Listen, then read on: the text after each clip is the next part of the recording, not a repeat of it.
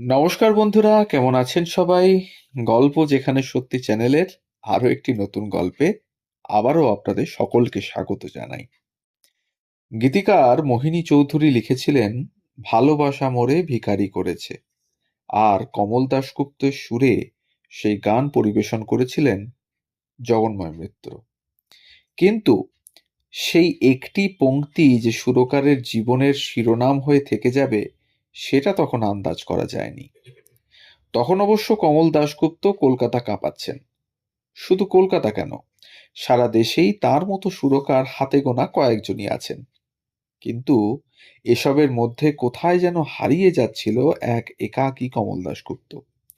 নিজের শিক্ষার্থীদের শিল্পী যুথিকার কাছে প্রত্যাখ্যাত হয়েছেন আগেই।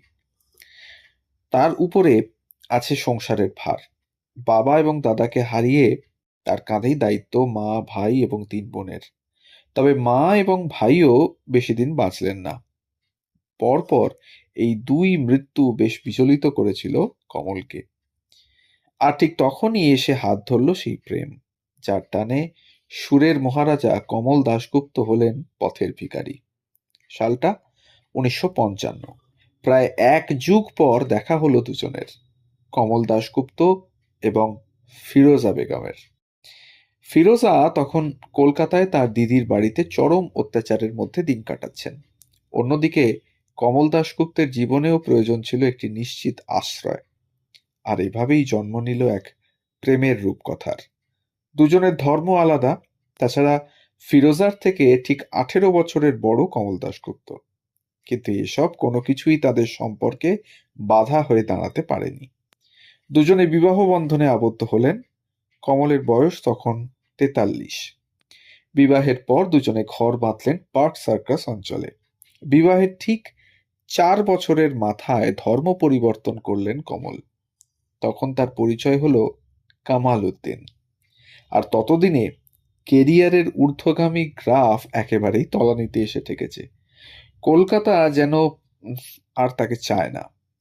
সঙ্গীতের জগতে এসে গিয়েছেন অনেক নতুন মুখ। অবশ্য বেশিরভাগ সুরকারকেই নিজের হাতে তৈরি করেছিলেন কমল দাশগুপ্ত। কিন্তু সেই কৃতজ্ঞতার সঙ্গে খানিকটা অনুজ্ঞা মিশে থাকবে, এটা যে তার সহ্য হয় না। তাছাড়া নাথ ব্যাংক ভরাডুবি হওয়ায় সমস্ত সঞ্চয়ও খুইয়েছেন। অন্যদিকে ফিরোজার তখন গগনচুম্বী খ্যাতি। কমল ধীরে ধীরে হারিয়ে যাচ্ছেন ফিরোজার খ্যাতির আড়ালে। 1967 সালে সপরিবারে সীমানার ওপারে পাড়ি দিলেন কমল দাশগুপ্ত, পূর্ব পাকিস্তানে। কিন্তু ঢাকা শহরেও কোনো রকম অভ্যর্থনা পেলেন না তিনি। পরবর্তী জীবন কাটতে লাগলো অভাব আর দারিদ্র্যের সঙ্গে লড়াই করে।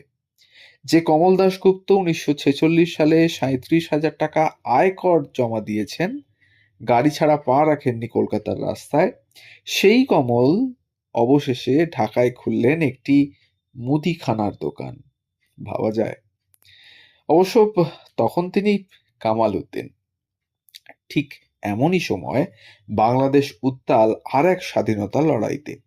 একসময় এমনই এক স্বাধীনতা যুদ্ধের সময় কমল দাশগুপ্ত সুর দিয়েছিলেন কদম কদম বাড়ায়ে যা গানটির। নেতাজির নেতৃত্বাধীন আজাদ হিন্দ বাহিনীর সদস্যদের মুখে মুখে ক্রমশ ছড়িয়ে পড়েছিল সেই গান। তবে বাংলাদেশের স্বাধীনতা যুদ্ধ নিয়ে যেন এক চরম উদাসীনতা গ্রাস করেছে কমলকে। আর তার প্রতিফলন পাওয়া যায় 1972 সালে সাপ্তাহিক বিচিত্রা পত্রিকায় প্রকাশিত একটি প্রতিবেদনে।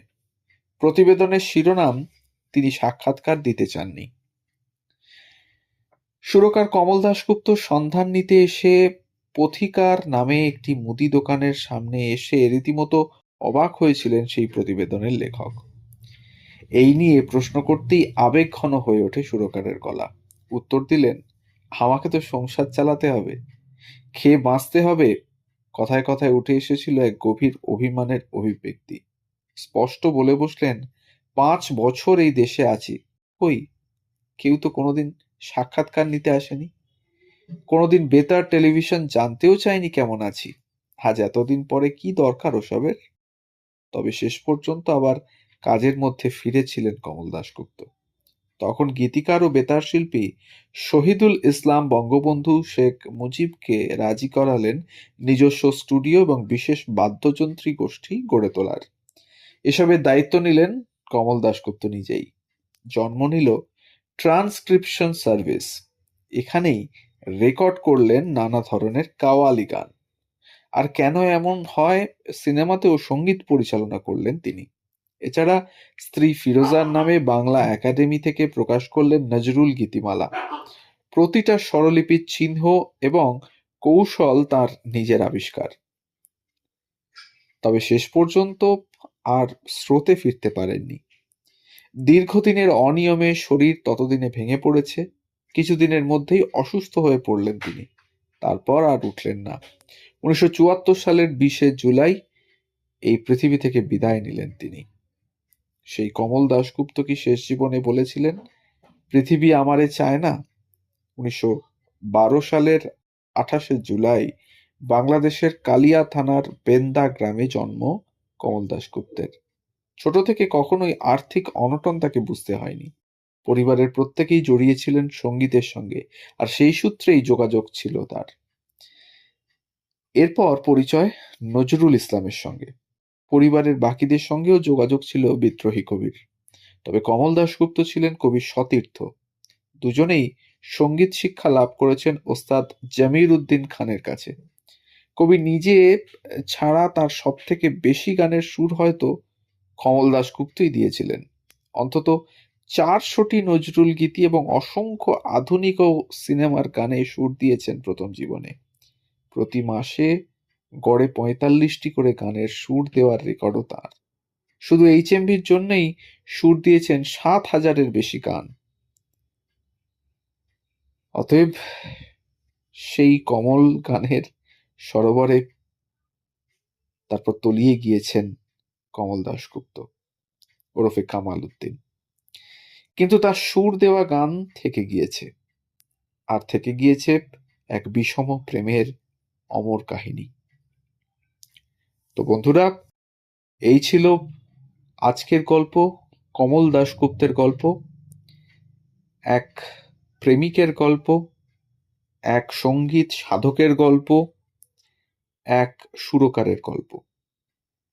তাই যাওয়ার আগে আবারও মনে করিয়ে দিই, যদি আমাদের চ্যানেলে নতুন হন তাহলে অবশ্যই আমাদের চ্যানেলটিকে সাবস্ক্রাইব করে একটু পাশে থাকবেন, আর বেল আইকনটিকে অবশ্যই প্রেস করে রাখবেন, যাতে পরবর্তী গল্প খুব তাড়াতাড়ি আপনাদের কাছে পৌঁছে যেতে পারে তার জন্য। আর আমাদের ইনফরমেশন যদি ভালো লেগে থাকে, একটা লাইক, কমেন্ট আর একটু শেয়ার করতে ভুলবেন না, যাতে আমরা পৌঁছে যেতে পারি আরো অনেক মানুষের কাছে। আমরা চেষ্টা করি প্রতিদিনই একটি করে নতুন গল্প পোস্ট করার, এবং সেটি সম্ভবত সকালবেলা সকাল 9টা থেকে 9:30-এর মধ্যে চেষ্টা করি। বর্তমানে কিছুটা হয়তো দেরিও হয়ে যাচ্ছে গল্প পোস্ট করতে। তো যাই হোক, সবাই পাশে থাকুন, সাথে থাকুন, তাহলে আমরাও আরো উন্নতি করতে পারবো। সবাই ভালো থাকুন, শুনতে থাকুন গল্প যেখানে সত্যি। ধন্যবাদ।